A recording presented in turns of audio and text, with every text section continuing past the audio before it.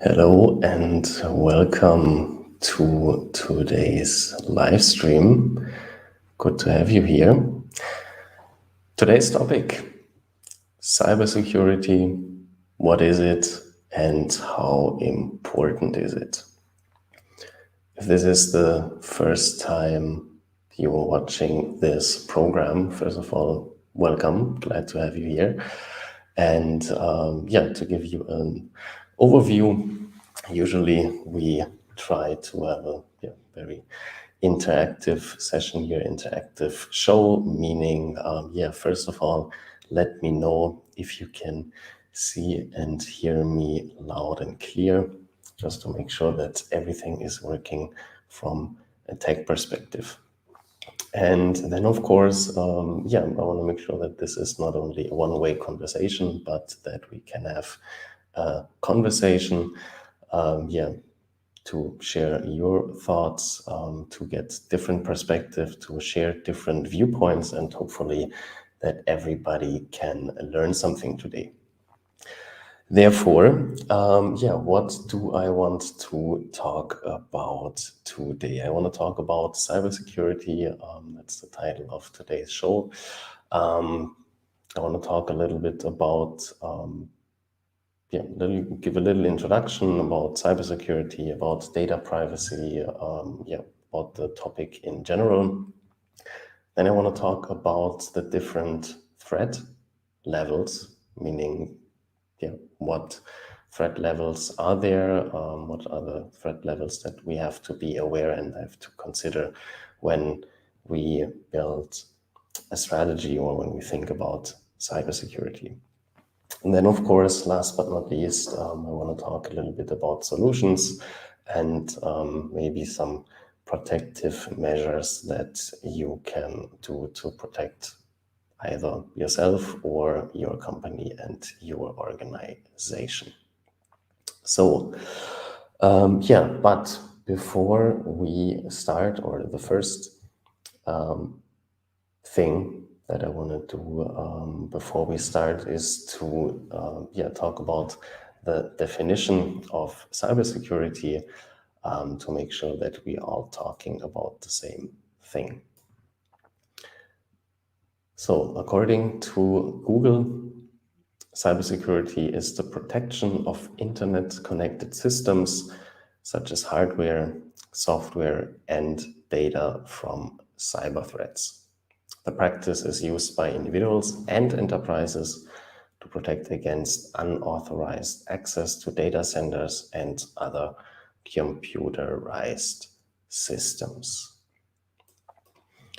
So what does it mean? Generally speaking, when we're talking about cybersecurity, that really touches every aspect of our day-to-day life, private life, and of course also our business life. And I think especially the current pandemic over the last 18 months really showed how important it is to have a solid cybersecurity policy in place, to have solid data protection policies in place to make sure that with more people working from home, and therefore with more potential attack vectors, that you actually can maintain the same level of security, and then when everybody would be in the office and on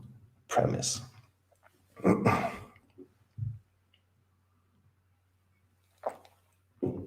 By the way, if you are watching on LinkedIn, do me one favor, leave a comment and or hit the like button, because for some reason I cannot see how many viewers, live viewers especially, we're having right now on LinkedIn. For some reason my software doesn't allow that, but that just as a side note. All right, so let's talk a little bit about cybersecurity, about data privacy, about encryption and whatnot, to give a little bit of an introduction or a general understanding of the topic, because I think, first of all, it's important to understand how big of the threat we're actually talking about. And of course, it's not that easy to get actual numbers on, or to get actual data on that topic. It's not easy to quantify everything in a monetary term. But the data that I found is that in 2020, we had around about 1 trillion US dollar caused by cybercrime, by cyber fraud and whatnot. I think that is a 1 with 12 zeros, at least. An insane amount of money. I don't know how big that number actually is, 1 trillion. Nonetheless, estimates say that in 2021, we will see even higher number. We're talking about now 6 trillion in damages, in stolen money, in fraud, and so on in 2021 in US dollar, 6 trillion US dollar. And that just shows that this is a kind of growing industry or a sector, or however you want to call it. Just makes sense. Our whole life shifted more and more online. Therefore, business shifted more and more online. Therefore, data and money moved online, or is transacted online. And therefore, the amount of criminals or bad actors that we see in that field and try to benefit out of that, of course, also increases. Okay, when we talk about cybersecurity, I think it's important to differentiate maybe a little bit the terms, and I think everybody has an own kind of understanding or definition of different terms, or as a different mental image. So therefore, feel free to share your thoughts on what you think about the terminology. But generally speaking, when when we use the word cybersecurity, I think we're really talking more about, in the sense of active hacking, active cracking, and really active participation in some form of either defense when we're talking about security, or offense when we're talking about bad actors or red teams. And on the one hand, and we're really talking often, or most of the time, about criminal activities. And then on the other hand, when we're talking about things like data privacy that are not necessarily illegal or criminal, but nonetheless are often intertwined, or are often a big part of cyber security. For example, if you have leaking data out of your system everywhere, if your passwords or your accounts are not secured, meaning your data privacy policy or protection is not in place, then your whole cybersecurity strategy gets compromised. And I think one thing that we need to keep in mind when we're talking about the whole topic, is that it's always the weakest link in the chain that is going to break, that is going to fail. And at the end of the day, every vulnerability that is that is available, that can be compromised, will be compromised at some point in time. So meaning there is no 100% security. At the end of the day, there is no guarantee. You can only increase the stakes. You can only increase, on the one hand, the probability for your the security for your system, again, as close as possible to 100%, knowing that you will never get there. There is no guarantee in life or business, or in that case in cybersecurity. But not only to be aware that there is no 100% security or guarantee, always to be aware that at the end of the day, when you think about your strategy, you need to, the most important part is to understand who is your enemy, who are you actually defending or preparing or protecting yourself against. And then on the other hand, to understand, okay, at the end of the day, it's just a cost benefit analysis for most actors, meaning how expensive is it to penetrate that system, to crack that password, to steal that credit card information, to compromise that system account, whatever we're talking here. How high is that cost? Because again, every system can be cracked, can be broken. No password, no system is unhackable at the end of the day. But on the other hand, everybody will then also calculate, okay, what is the potential gain? What is the potential benefit? And the same when you secure your house, or when a bank secures their cash reserves or whatnot, they always know someone that wants to get in there can get in there with a certain amount of effort, but we want to make it as hard and as complicated as possible to prevent people to even try it, because then, okay, the cost or the risk to get caught is so high, it's not worth the gain, it's not worth the money in most cases. And I think that's always, or should always be, kind of the approach that we should take, meaning it's always a kind of balance between security, between speed, and between comfortableness or customer experience, however you want to call it. We need to think about, okay, what are the bottlenecks? What are the areas where you really can, where you have the biggest vulnerabilities, and what can you do to close these kind of open doors and make it with as little as effort, as hard as possible for someone external or for a bad actor in general, to harm you, or to keep your data as private as possible in that term.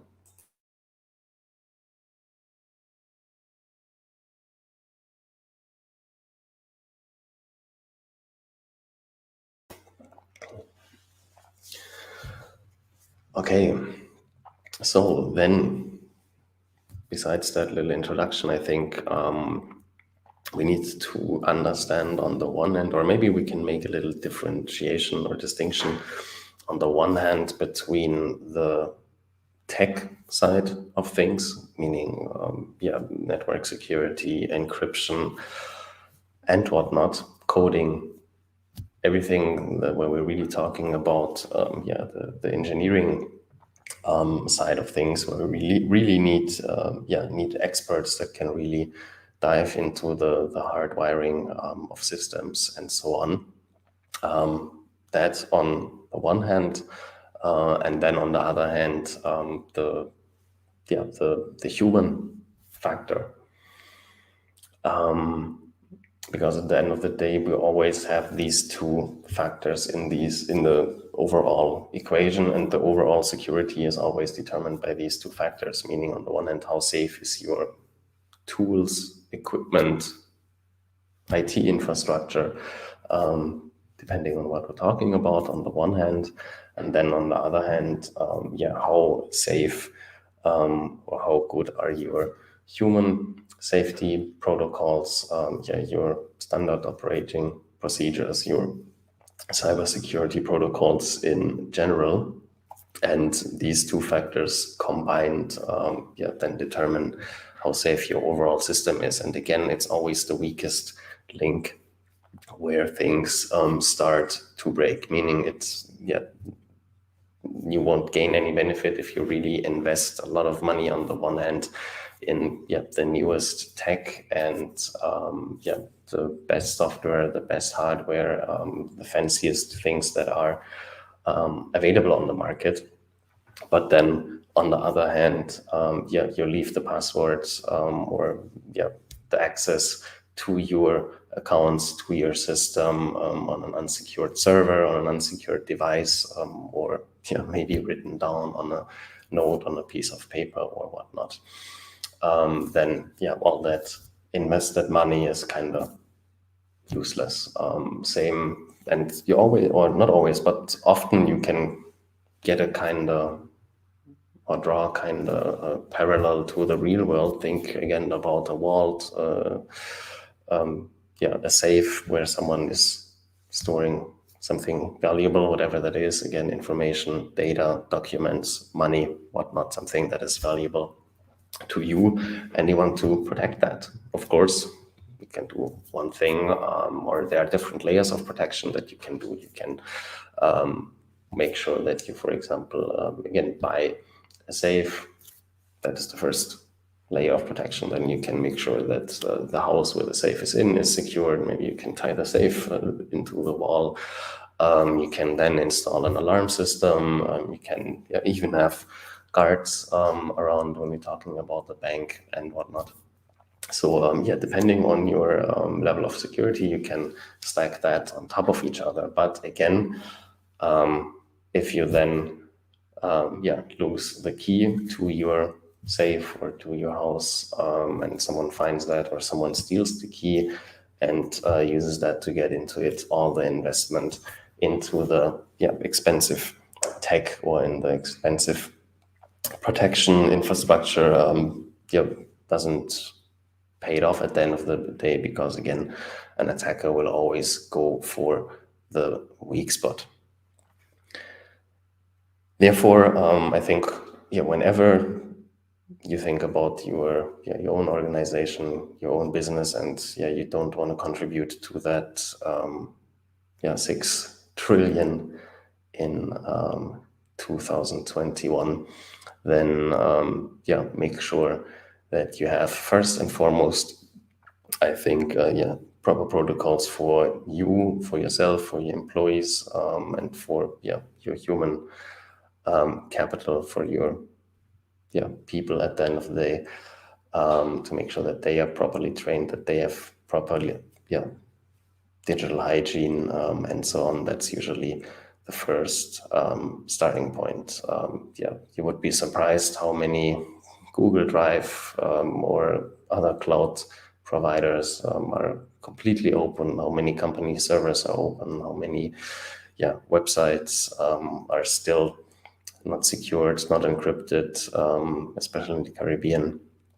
And at the end of the day, that is completely unnecessary today, because all the technology is so cheap by now that there's, at least in my point of view, really no excuse why you shouldn't have the up-to-date or state-of-the-art technology or security. How do you say that? Security infrastructure at the end of the day with your technology stack.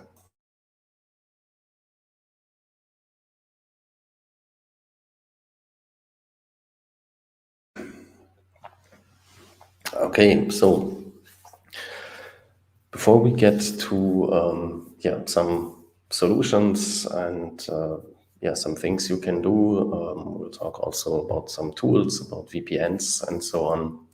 I want to talk about different threat levels, because I think whenever you approach your online security, your cybersecurity, from a strategic perspective, no matter what decision you have to make for yourself in your private life or in a business environment, I think it's always important to ask the question, okay, who is, or what is the actual threat you try to protect yourself or others in that case?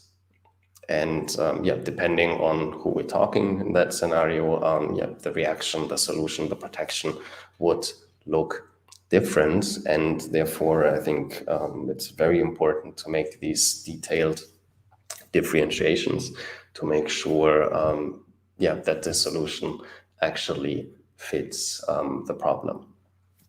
And again, at the end of the day, we have to be aware that like everything in life, there are always trade-offs, meaning there is no perfect solution. But I think the first step to improvement is to understand the actual status quo, the actual situation, and the problems that might be current right now. All right, so threat level.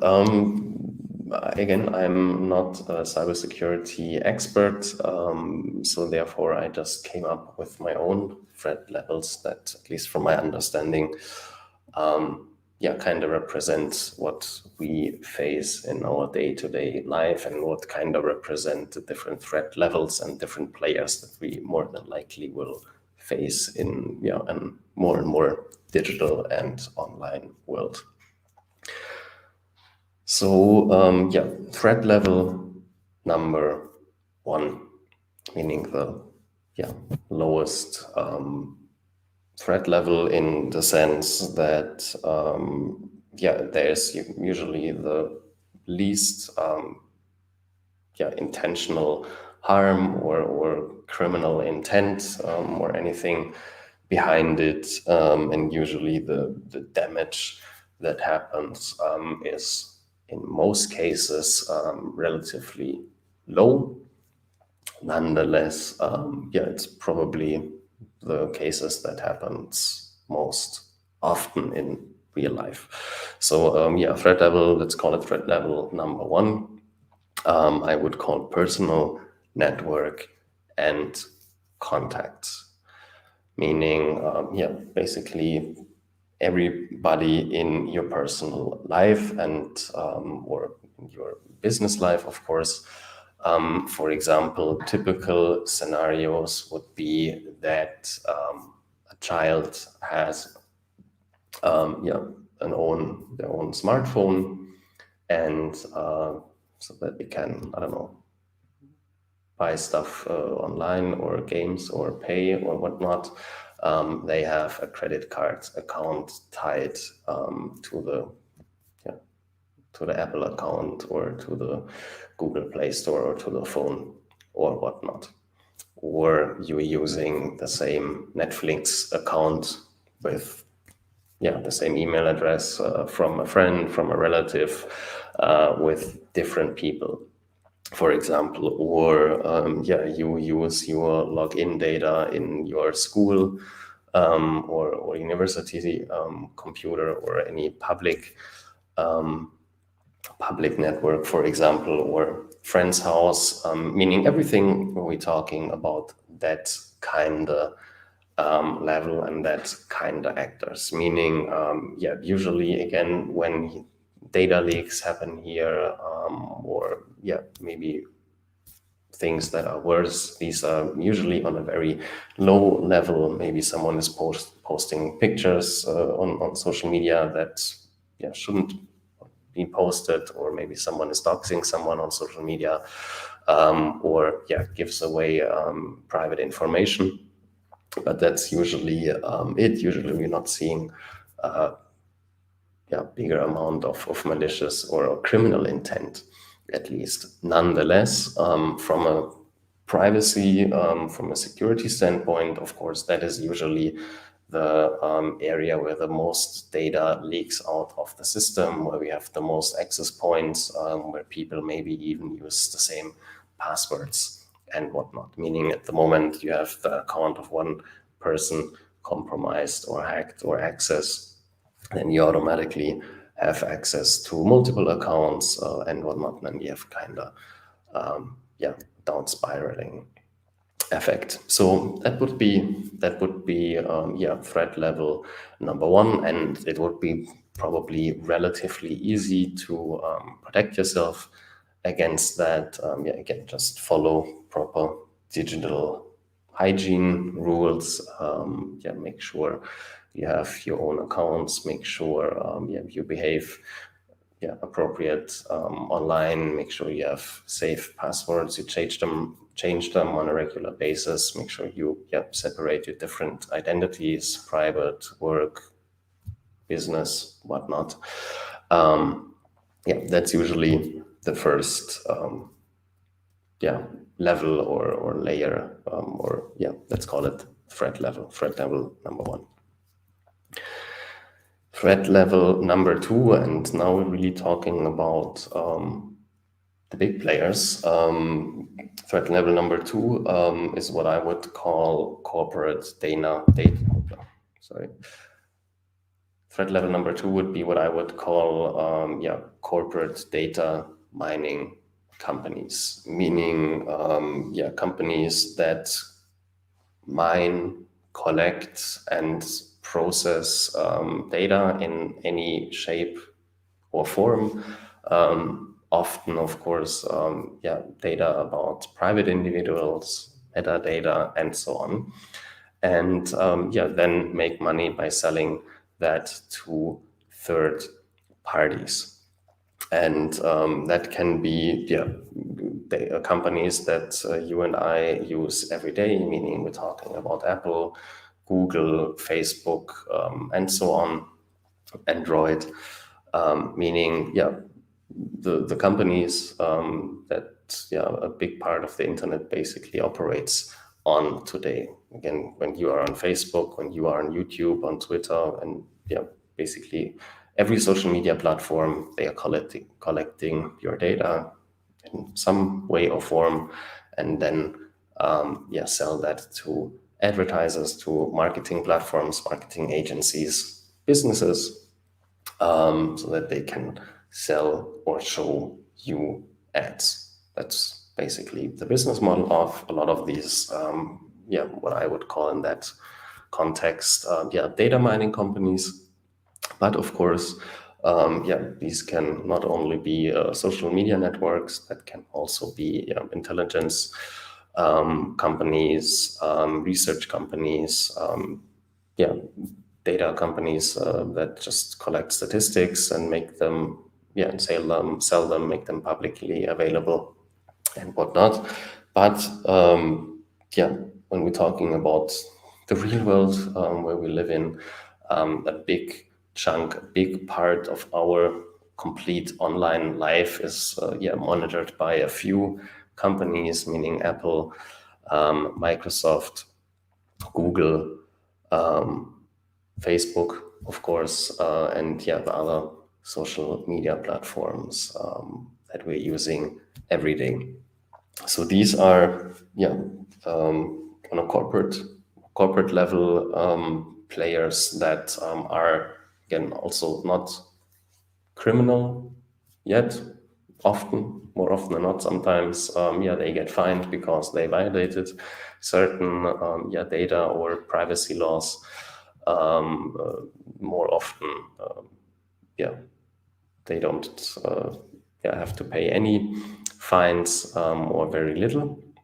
Nonetheless, most of the time, they still act appropriate to the law, and everybody that creates an account or on these platforms or uses the products or services agrees to the terms of service or the data and privacy policy. Therefore, you could argue that's your right to do so or not to do so and to opt out of these services. But again, we're not talking about any criminal behavior, but it's more often than not kind of scary how little people are aware how much data, how much information these companies actually collecting about someone, and how freely people give away their information online, especially on social media, and aren't aware that they are basically constantly being tracked. For example, when you and we're even talking about things like or you need to be aware that basically all big email providers, Gmail, Yahoo, Outlook, and so on. For example, also read your email. For example, when you are a Gmail user, you may be recognized by now that often you get suggestions when you're writing an email, text suggestions, how the sentence might end to save some time. I get a suggestion from Google's AI, and of course, to being able to do so, they have to read what you are writing in the background and then give you the suggestion before you actually are able to write it down. So therefore, kind of creepy what happens in that area a lot of times. Nonetheless, there are things that you can do, meaning you can set the privacy settings in a certain way. You can use certain apps or not use certain apps and so on. But because of the fact that, especially when you're using a smartphone, and I think that's the most advanced spying device that we're carrying with us around on a voluntarily basis. It's either, at the end of the day, either from Apple. You've probably either an Apple device with an iOS system on it, or you have an Android device, and therefore, the options are not so many when you decide that you do not want to be or that you do not want to use these services and do not want to be tracked. There are other options, for example, de-Googled phones and so on. But again, now we're getting a little, or maybe little, too deep in the technical side of things. But again, we can do that. If you have any questions in that regard, feel free to put them in the chat, in the comment section when you're watching this. When you're watching this live stream as a replay, especially when you're watching this as a replay right now. I'm talking to you. Make sure to leave a comment. Make sure to hit the like button. That really helps the show. All right, so threat level number 1, personal network and context. Threat level number 2, corporate data mining companies. Then threat level number 2. And till now, we talked about players that are absolute or operating inside the law, although they can be a risk for you or your organization, or collect a lot of data about you. It can be a privacy issue, but not yet, or was not yet a criminal problem. But now on the threat level number 3, I would put criminals in general. And of course, we can now talk about the complete bandwidth, meaning a simple, like, and the same like we have in real life. We have the pocket theft on the street, and we have multi-billion-dollar corrupt CEOs of big corporations that get sentenced to decades of prison time because it shows up they were corrupt, they were criminal, whatnot. So we have the whole spectrum, and that's basically the same here on that threat level. So threat level number 3 doesn't really give you necessarily that much information about how high the risk really is at the end of the day, because again, it can be the same here. We can be talking about a typical scammer that just tries to scam normal, ordinary, or old people out of a few bucks and try to convince them to send them some money via PayPal or Bitcoin or whatnot. Or we can talk on the other hand, about really corporate level or organized crime level operations of criminals that really work and operate as a business, and really also, and then in that area, maybe hacker conglomerates or hacker networks and whatnot that are really specialized in a certain type of cybercrime, in a certain type of fraud, identity theft, credit card theft, and whatnot. And again, if you have any questions about a certain certain scam or crime or whatnot you want to talk about, let me know. But yeah, I think they are changing so fast, and we see basically new ones every day that it's hard to keep up. But I will talk later on a little bit about some guiding and underlying principles that you can basically follow all the time, and that will protect you against most of the attacks or scams or fraud approaches or whatnot. So threat level number 3, all sorts of criminals. And now we're really talking about people that are actively working to get your money, to steal your credit card number, to hack into your bank account, to scam you out of your money, to blackmail you, to whatnot. And now really can think about every possible scenario that makes sense. Although from a general approach, I always want to remind you that the most strategies or most approaches from these kind of actors or following a kind of wide net approach, meaning if you're not a politician or a high profile person, and of course then for you you have to follow different rules, but assuming you're a normal person like you and me, what did I want to say? Then you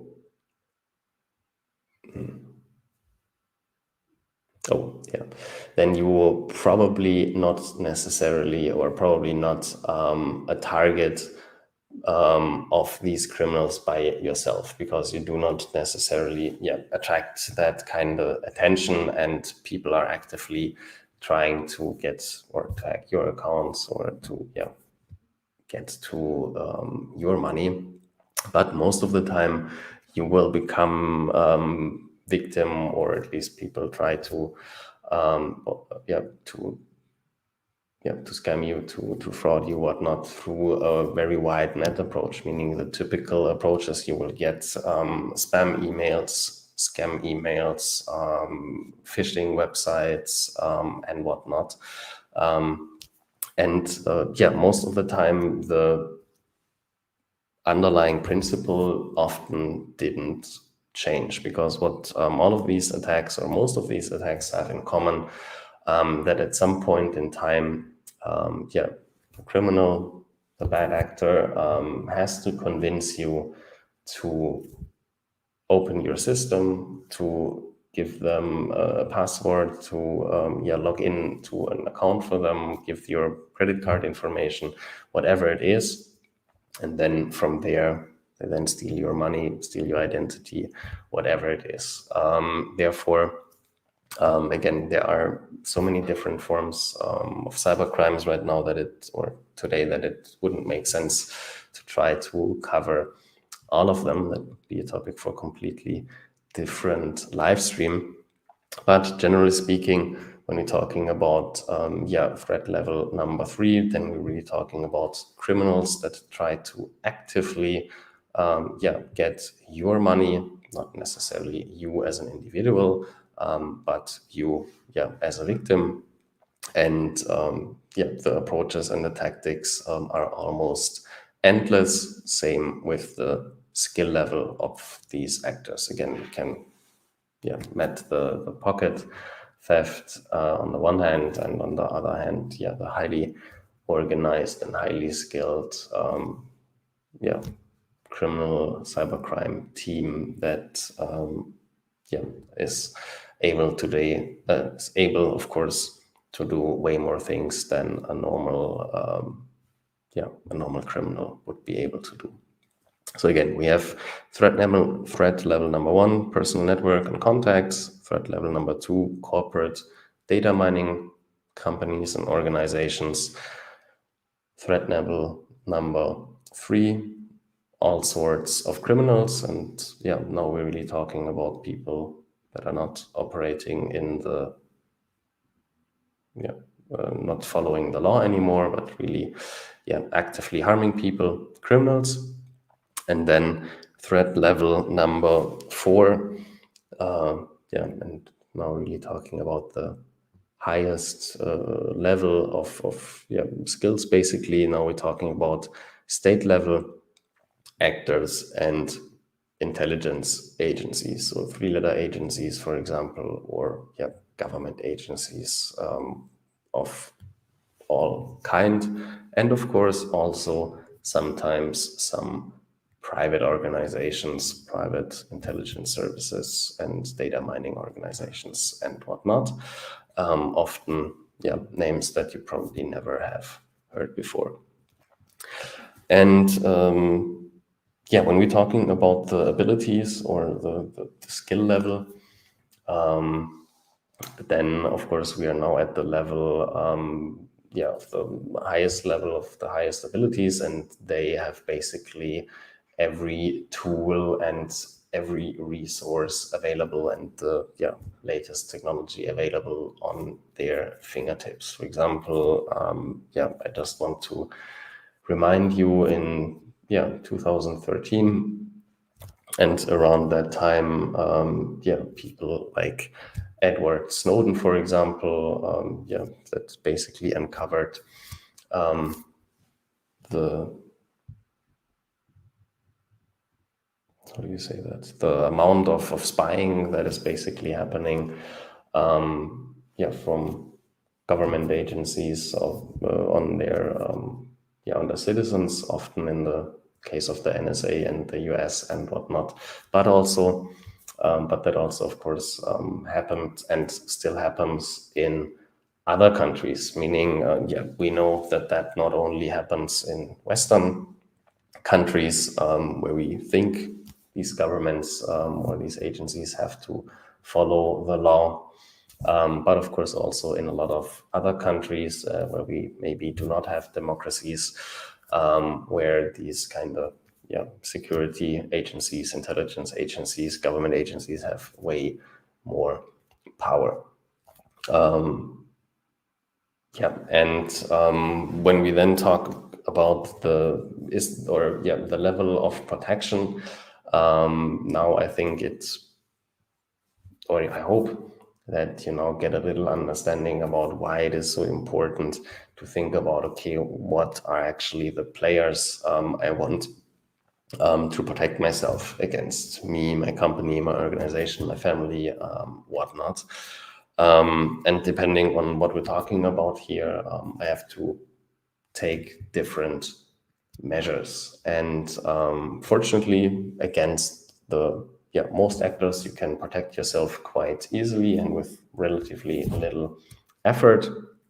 Against other players, if you are really honest at the end of the day, if you are participating in society and are not going to be a hermit and completely off grid, but if you use a phone, if you have a bank account, if you have an address, things of that nature, then you will always be able to be targeted, tracked, and so on, by state level agencies and 3-letter agencies and whatnot. Meaning, the NSA has enough power and enough sophisticated people and software to hack basically every phone.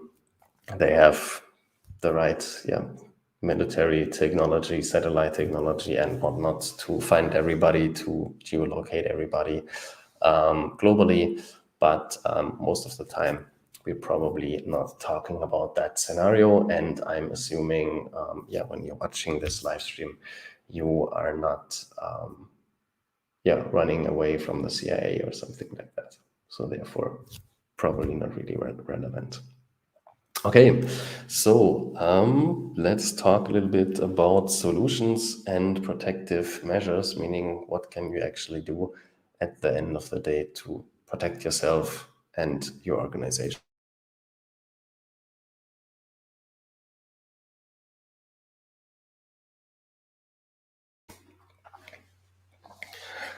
So when you are online on social media, or to be more specific, on YouTube over the last few years, then it was basically unavoidable for you to see some kind of ads or sponsored video from some VPN company that try to sell you their VPN services.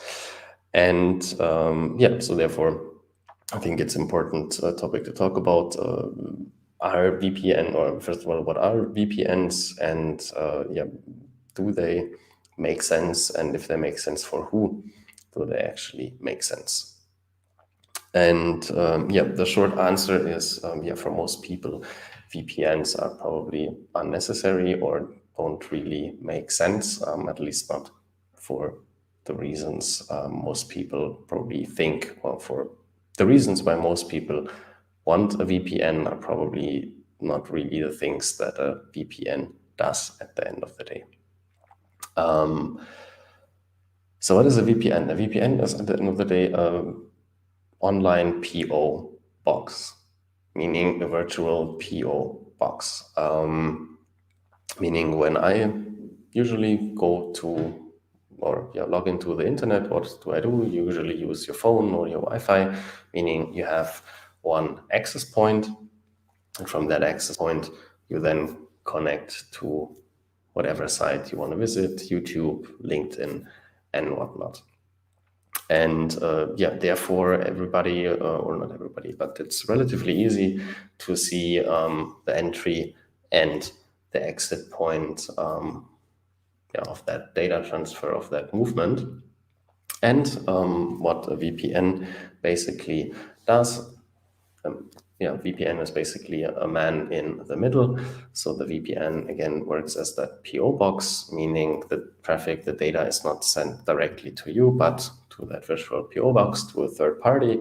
Then you go there and get the data from there, but the other party can't really see you directly. They only see the man in the middle person. They only see your PO box, but they don't really know your real address. Like in real life, when do you get a PO box? When you don't want people to know your real address, but they still can send information, data, emails, websites, whatnot, to that PO box through that VPN in that case.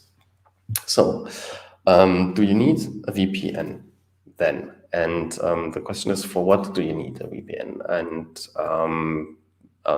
often an argument is, okay, a VPN encrypts your data or your online traffic or things of that nature, and protects therefore you or for getting spied on, or that people track your data or your online banking information or whatnot. And I think that kind of is a little misleading, because almost all, I have to admit, the Caribbean is often a little exception here, but almost everywhere in the world or everywhere online, we have now completely encrypted websites, meaning banking websites and so on, since decades already. But every normal website nowadays is encrypted and is completely therefore encrypted, end-to-end encrypted, and also basically a VPN in and of itself. And how you easily can find that out is when you look at your browser bar, and for example, when you are at YouTube or every other thing, when you are at Chrome, then you see this block at the beginning, and that basically means, all right, it is secure, it is encrypted. Or you can look at the HTTP, and if there is an S, that also stands for secured. Therefore, you also know that that website and therefore that connection is encrypted and is secure.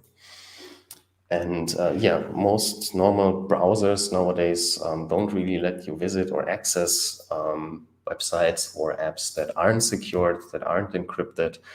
And therefore, that is at least today, maybe a few years ago or 10 years ago, that was a problem. But at least today, the argument of encrypted connection is not really an argument, because again, most browsers and most websites are already encrypted and secure, at least today.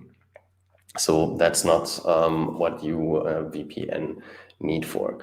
Then you could argue, okay, maybe the encryption is not the important part, but maybe I want to be hidden. I don't want other people to know where I am online, and I don't want to be tracked. Also, again, a legit reason or a legit motivation, but at the end of the day, if you use the typical big VPN providers, you will also not really fulfill that goal with that kind of service, because most of these VPN services are listed or often blacklisted, because they are also often misused from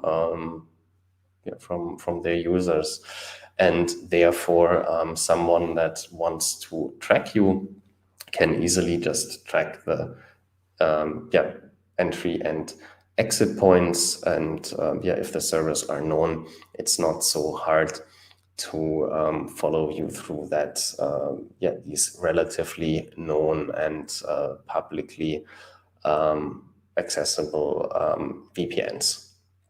And therefore, it's questionable if you really want to hide yourself, meaning if you really want to hide yourself from government agency, maybe you live in a country where you have to hide your online activities and whatnot, then the standard VPN will probably do not give you the level of protection that you need in that case. There are other solutions for that, and we'll talk about that later, or just private VPNs, smaller VPNs, or custom VPNs or VPN routers that people set up. So are different solutions, or for example, you could use the Tor network. It's still an option, although it's kind of slow. Free solution that everybody can use, and an open source project, so you always have a certain amount of safety or security in terms of is the traffic locked, or is the whole project a honeypot. Talk about honeypots in a second. Okay, then third reason for a VPN, and I think that's probably the most legit reason, is to change your location, meaning make you appear to be in another country or another location to in the real world, to watch different YouTube videos or Netflix shows that might not be available in your country. Absolute legit reason, but to be honest, that's no reason why you should pay for a VPN. There are enough free plugins sometimes for Chrome, for example, Chrome extensions or free VPNs available. Just Google for free VPN or free plugin or something like that, that you can use if you really just want to watch your favorite Netflix show that isn't available in your country, or maybe you want to use another service like Spotify or whatnot. So that might be a reason for a VPN, meaning to change your geolocation, but I think it's not the reason to get or to pay for a VPN, or at least not for one of the big and public or famous VPN service providers that are out there. And then the last thing that I want to talk about, or just make you aware of, you need to be aware that whenever you use a VPN, you basically trust that VPN company with all your data, because although no one else can now see the data that you see between the entry and the exit point, your VPN provider can. and they can track or log almost everything, well, not almost everything, but you never really know what they do or do not track or log. Of course, most or probably all VPN providers claim that they don't log everything. It's hard to check that. I think 2 years ago, maybe 1 year ago, I think 2 years ago, I think NordVPN got hacked, got compromised, and therefore, also not secure. Therefore, just be aware that this final risk is there. And then, when we talk about a honeypot, assuming I'm, let's say, a government agency, and I want to collect as many data as possible, or just want another data mining stream or operation, or however you want to call it. What would I do? I would set up a VPN company in some overseas jurisdiction through a lot of shell companies where it's really hard to figure out who actually owns and operates that company.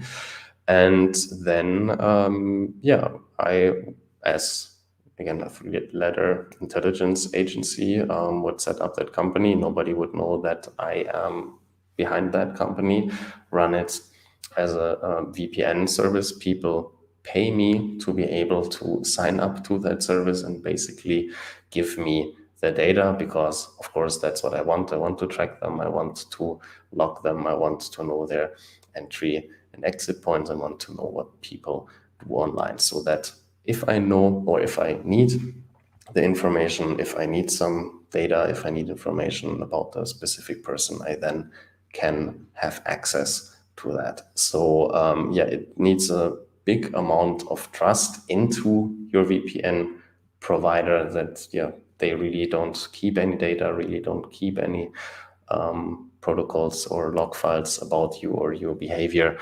And at the end of the day, there's also no 100% guarantee that that is the case. So VPNs, to finish that topic, I think generally speaking, can be a tool in the toolbox to increase your security, especially at the enterprise level, when you have your custom VPNs, when you really take it seriously and only use VPNs that are actually trustworthy, and not of the $2 per month solutions that are out there. I think if you do it, then you do it right. Otherwise, don't do it at all, because again, it always breaks at the weakest link. So you have to do it properly. Otherwise, if you do it 90% and then you still have a leak at some point, or at some point in your system, then that's not really helpful. Okay, so what else can you do? Again, the VPN can be a tool, probably a little overhyped, but for example, if you want to use the Tor network, that can be a starting point. Probably the best solution from a tech perspective is probably a VPN router, so that your whole network at home or in your business is automatically encrypted and automatically runs through a VPN. Then another solution or protective measure, and that's at the end of the day one of the simplest one and one of the easiest one to follow, and that is strong and different passwords.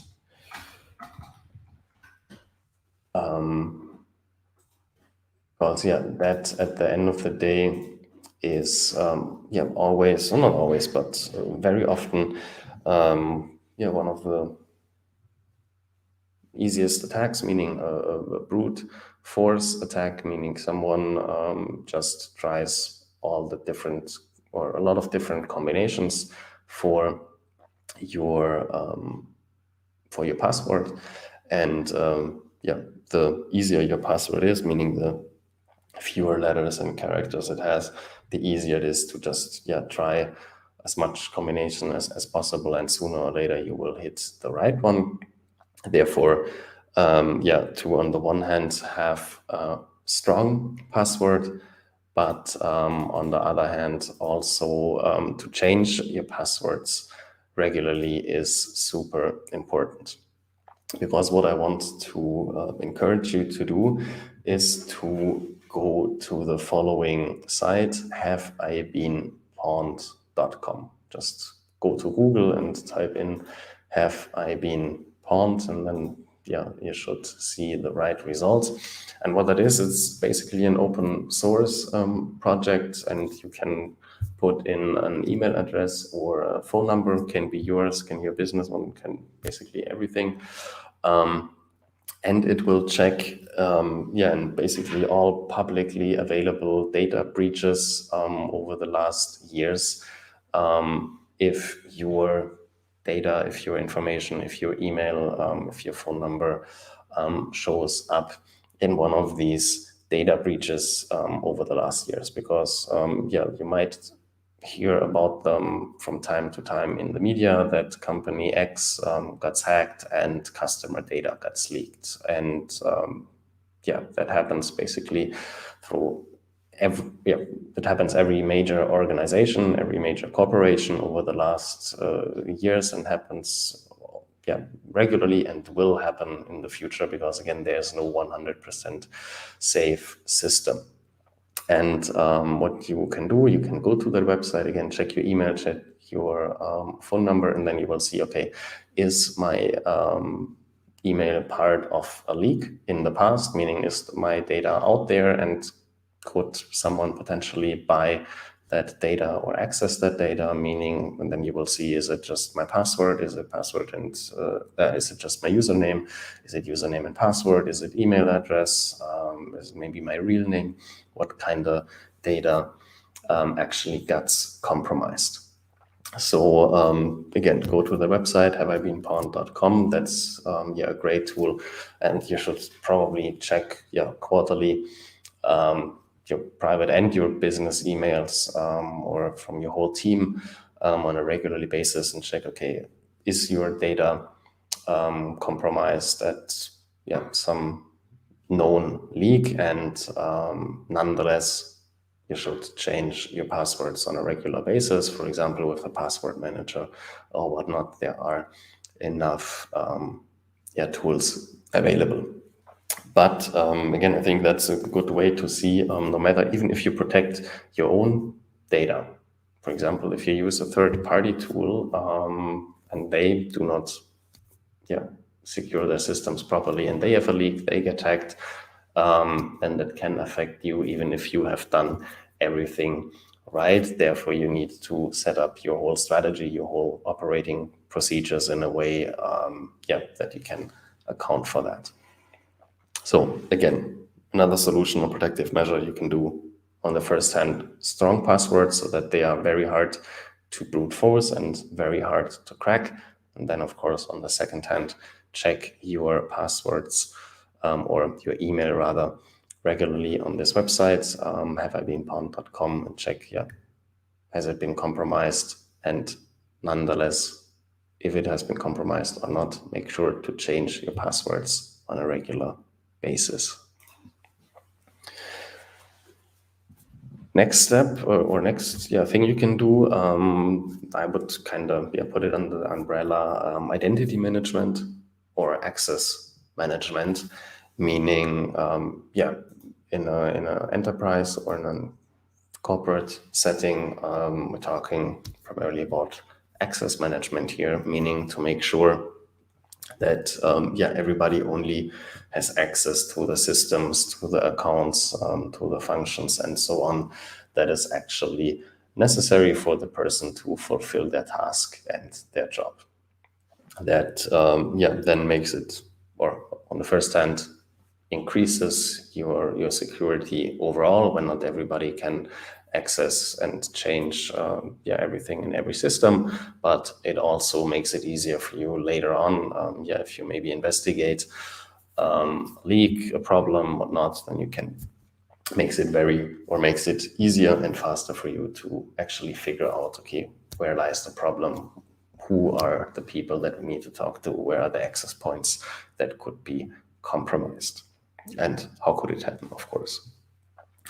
When we talk about the private perspective, then I think maybe a little different name would be more appropriate. I would call it identity management in that scenario, because just when we talk about access management or account management in a corporate setting, then we talk about ident management in a private one, meaning you probably should have different accounts, different email addresses for your private stuff than you have for your public stuff, meaning everywhere where you communicate with other businesses, with government agency, with the public and official world, and then maybe a third one where you are only active online, only active on social media, and maybe then a fourth one where you actually use to communicate with people that you know in real life, just to kind of compartmentalize your different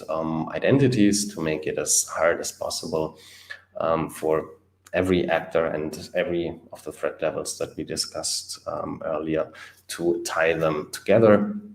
Meaning, if somebody knows your email address but doesn't know your real name, then it gets hard to connect that, even if someone has a password, and you want to make it as hard as possible to get a complete picture of your person online and offline. And of course, the same is true when we talk about a corporate or a business setting.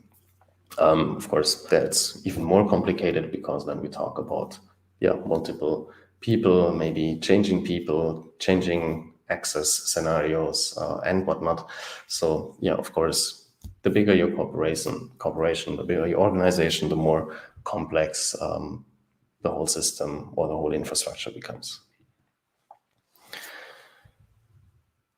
Another one, and then we are almost done for today. Another thing that you always should do, besides changing your passwords on a regular basis, this is also something that you should do on a regular basis, and make sure ideally that this happens automatically, and that is data backups. Meaning, make sure that all your data in every shape or form always gets secured, gets saved, and you create a backup on a regular basis for it. Meaning,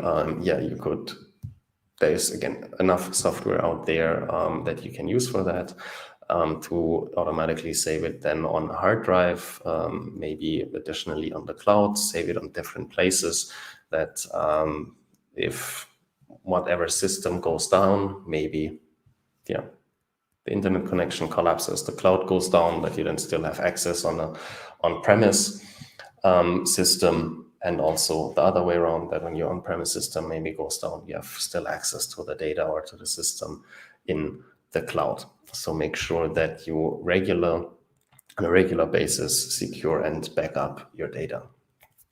And then last but not least, you should have one more thing in place, no matter if we're talking about your private situation or if we are talking about your enterprise, your corporate situation. I think almost 80% of businesses do not have an emergency response plan when we're talking about cybersecurity. And I'm not surprised about that, but it's kind of scary to think about that, meaning 4 out of 5 businesses basically have no idea what to do when they get hacked, when they have a data breach, when they have when they cannot access their data, when they get a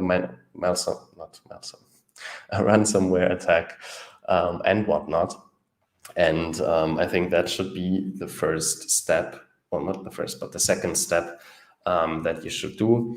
First step should be that you really do an audit. Really do a security assessment, make sure that you get an idea, a feeling, an overview of your current situation, and again, then make a threat assessment. check, okay, what are the kinds of threats that are actually relevant for me? What are the threats you need to protect yourself or your organization in that case against? And then after you have that threat assessment and you really know where you're standing, then in the second step, make sure that you have a plan in place, or start creating a plan, start putting a plan in place that not only improves your current situation, but also makes sure that and it will come if and when the break comes, the hack comes, the whatnot. Again, there will be a problem at some point in time. You have to deal with some form of cybercrime, fraud, scam, hack, whatever it might be. I hope you will never have to deal with it, but the numbers are different. And when the scenario happens, you want to be as prepared as possible, meaning you want to make sure you have a plan in place so that you know what to do, that all your data is secured and backed up, you know what everybody has to do, who has access to what, and that you get your business as quickly as possible back on track. All right, so I think that's it for today. I want to recap really quick and then wrap it up. And before I do that, I want to kindly ask you to, if you have enjoyed so far, if you learned anything, and especially if you're watching right now, make sure to leave a like, to share your thoughts in the comment section in the chat.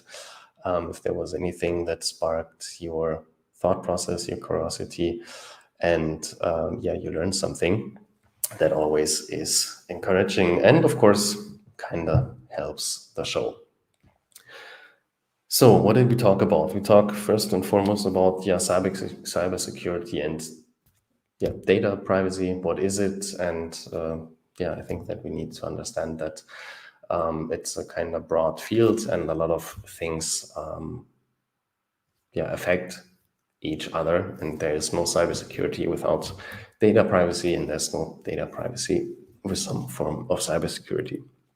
Then again, we have, when we're talking about cybersecurity, in my opinion, kind of two areas. We have the tech side of things, meaning to make sure that all the systems are encrypted, that the systems are secure, and whatnot. That just from a technological side, we are up to date, that all our systems are updated, and so on. And then on the other side, we have the human factor that is more often than not probably the biggest vulnerability, where social engineering comes into place, and more often than not, probably 90% of the cases in a scenario where a system gets successfully penetrated is when someone convinces someone to log into an account, to share a password and whatnot, meaning using social engineering to kind of compromise a system. Therefore, besides that, we need to gather an understanding and then education from the tech perspective. I also think it's even more important to understand the different threat levels that we are facing and what we need to do and what we can do to kind of fight the different threats, meaning we defined threat level number one as personal, network, and contacts, meaning everybody that you have to deal on a day-to-day basis. These people usually do not want to harm you or have no criminal intent, but because they usually have access to a lot of your data, of your accounts, of your private life, and know a lot about you, they are just an attack vector. Then we have threat level number two, where I defined as corporate data mining companies, meaning social media networks, companies like Apple and Google that operates the hardware on our smartphones that we're using. They operate the software, the operating system, and whatnot, and collecting data all the time to build profiles that they then often sell to marketers, or of course, sometimes other research companies that collect data about us. So in that area, again, we're still in the completely legal space. We're talking most of the time about data mining activities and data privacy issues. Then threat level number 3. Now we're really talking about criminals of all kind of color, meaning from the pocket theft to the criminal organization. And we have all types of skill levels and complexity of the criminal activities, of the crimes, of the scams, of the frauds, and whatnot. And there are thousands and thousands of different tactics, approaches, and scams out there. But nonetheless, now we're really entering, or that threat level is really characteristic for a threat level that really actively tries to harm you. Well, not actively harming you, but tries to get your money, and that usually causes harm for you. So they really looking for your money, same like the data mining companies do, but they do it in an illegal way. And then, of course, threat level number 4, state level players, nation states, governments, intelligence agencies, 3-letter agencies, and whatnot.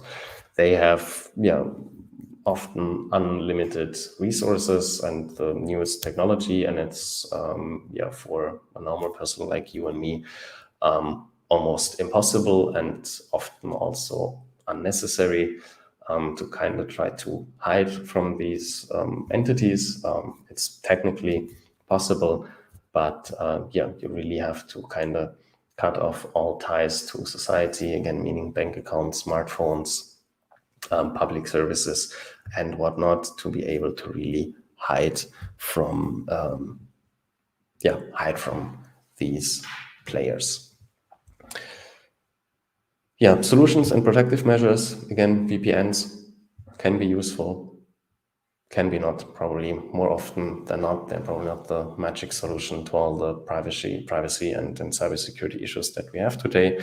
The biggest protection beside a strategy or proper audit and policy on a corporate level, of course, are often simple things, meaning strong passwords, different passwords for different accounts, change your passwords regularly. That's probably a big starting point. Then access management, identity management, make sure you separate your different access points, accounts, identities, and make sure that the different different persons only have access to the necessary accounts.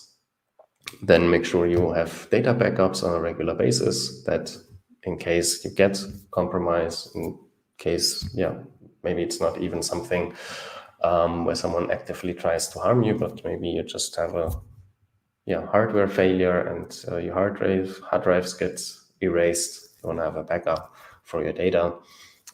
Same when we're talking about cloud access. If someone hacks your cloud access and your whole business relies on that, you want to always have emergency plan B that you can rely on. And then that's the last step that I want to encourage you to do. Have an emergency plan, have an response plan. Meaning, first step, start thinking about cybersecurity, about data privacy. Start thinking to evaluate start to evaluate the risks that you are facing, to make a real threat assessment. Develop a strategy, put the policies in place. Again, you can often do a few simple things that go a long way. and then have standard operating procedures, have the right policies in place, and have an emergency plan that when the day comes, you and your team, that everybody knows what is the next step and what you have to do. All right, I hope that was helpful. I went a little over time, did a little longer than planned for today. Nonetheless, I hope you learned one or two things today. If that's the case, I would really appreciate a comment. Let me know your thoughts. Leave a thumbs up, leave a like, or whatnot, whatever you kind of emoji you prefer. And of course, if you want to get notified, whenever whenever I go live, make sure to subscribe to the YouTube channel, hit the bell icon and the bell notification there, and then you get a notification whenever we release new content or when we go live. And I also want to encourage you to subscribe to my weekly publication, Simon Says, email publication, email newsletter. You should find the link down below. And that's usually the best way to get my thoughts, where I share my ideas, strategies, thoughts around business, about marketing, technology, and so on. Therefore, if that's something you're interested in, and if you just want to stay in touch, make sure to check that out. And of course, if we haven't done so as yet, make sure to connect with me on LinkedIn. That's usually the best way to stay in contact with me, or to shoot me a DM if you want to talk. All right, that's it for today. I wish you a great week. Talk soon. Later.